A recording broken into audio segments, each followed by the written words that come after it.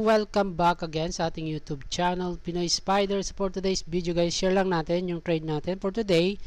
Rune. Nag-short tayo 25x. So ang ano natin, average open price is 1443. So pakita natin yung yung chart natin guys. So eto chart natin siya.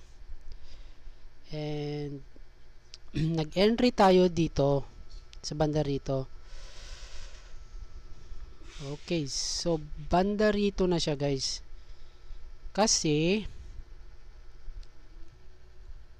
ano lang naman siya guys, ilang percent lang to, 1.64%. Kaya tayo nakakuha ng 31% dahil ano siya guys 25x. So yan. So ang stop loss natin guys 5% lang yung nilagay ko, bali 5% yung stop loss. So 1.64%. So paano natin nakuha to? So close muna natin to. Yan. So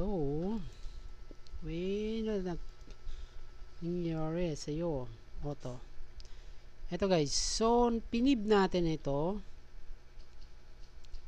Ayan, so pib natin mula dito hanggang dito sa pinakataas, swing low, tapos dun sa swing high. Yan, then minarkan natin ito. So usually yung ginagawa ko guys, pag etong 0.618 kulay red,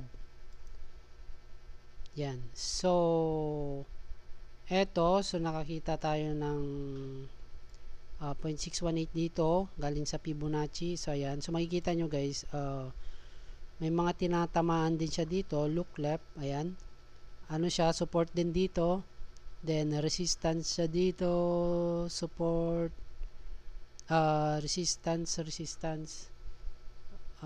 yan. So naging may mga tinamaan siya dito, ilang touches din yan. So eto yung kinuha natin take profit area. Ngayon nung pinib natin siya, lumabas na 0.618. So eto yung kinuha ko ng take profit area. So dito lang ako nag-start guys, hindi ako nakapag-start dito sa taas.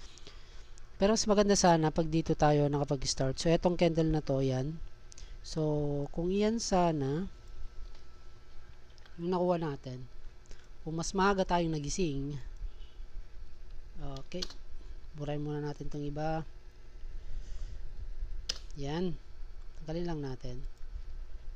So dapat sana guys, eto na yun nag-confirm na siya dito, bearish cross. Eto na sa MACD din, eto. So sa candle na to dapat pumasok na tayo. Okay, so short natin eto, yan, dun sa after na mag-cross. Ayan, kung eto sanang nakuha natin guys, ayan, so meron sana tayong nakuhang 2.58%. So kung nasa 2.58% na to guys, maramang nasa ano na sana tayo, naka 70% sana yung ano natin profit, pero hindi natin napasukan yan. So dito tayo pumasok. So ipakita ko lang guys, ipipib lang natin ulit, pib tracement. So dito swing low, tapos dun sa swing high, ayan. So 0.618 to guys. Then nakita rin natin na lumagpas na siya dito sa 0.61 sa 3.382. Ito guys, 0.382. So ayan, pag lumagpas na kasi siya guys dito sa 0.382, ibig sabihin niyan guys, sa tingin ko lang guys, base sa sa karanasan ko as a beginner trader guys, pag lumagpas siya dito sa 0.382, ayan, tendency bababa pa yan. Pero may mga time din na hindi siya tumutuloy. So ayan, so ito kung nakita nyo to, so may volume pa to. So dito na ako nag-entry. So dito tayo nakakuha pababa, yan. So 1.64%. Then ayun, so share ko lang guys ng nakakuha tayo ng 38 ng percent, 31%. Pero guys, ang kwento nito, supposedly guys, mag-ano lang sana ako. Ah, parang blessings in this guys to guys. Mag-ano lang sana ako, gagamit lang ako ng BST. So itong BST kasi guys, dito sa BingX, so pwede kayong mag-trade pag nagpa-practice pa lang kayo. So hindi ito real na pera. So ano lang to, parang pang test trade lang. So eto rin yun guys. Same din sila nung ano, mas maaga ata yung entry nito.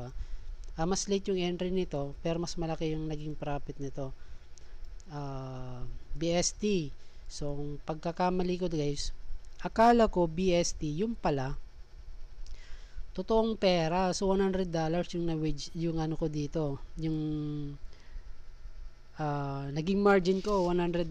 So pero kung hindi sana natin cleanhouse guys, di sana meron tayong 30. So ganun, so kinabahan na ako. Kaya ayan, dito pagdating dito nung nag 6% na, cleanhouse ko na yung kalahati. So tapos eto naka 4%, yon cleanhouse ko na naman yung 25%, tapos 15% hanggang sa 10% na lang.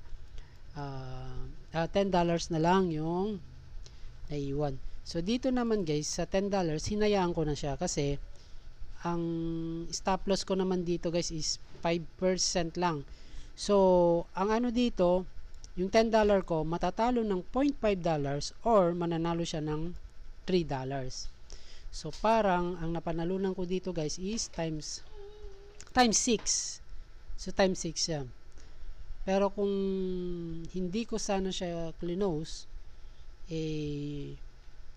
maring ano na tayo guys, meron tayong mga $30 na sana yung 100 natin. So 30% sana. Pero okay na yun guys. So at least may profit pa naman tayo kahit papano. So meron naman tayong ano dyan, nakuha na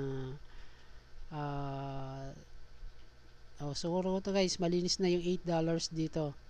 May $8 tayo. Okay, so yun guys, thanks for watching. See you again sa next video natin. Bye bye.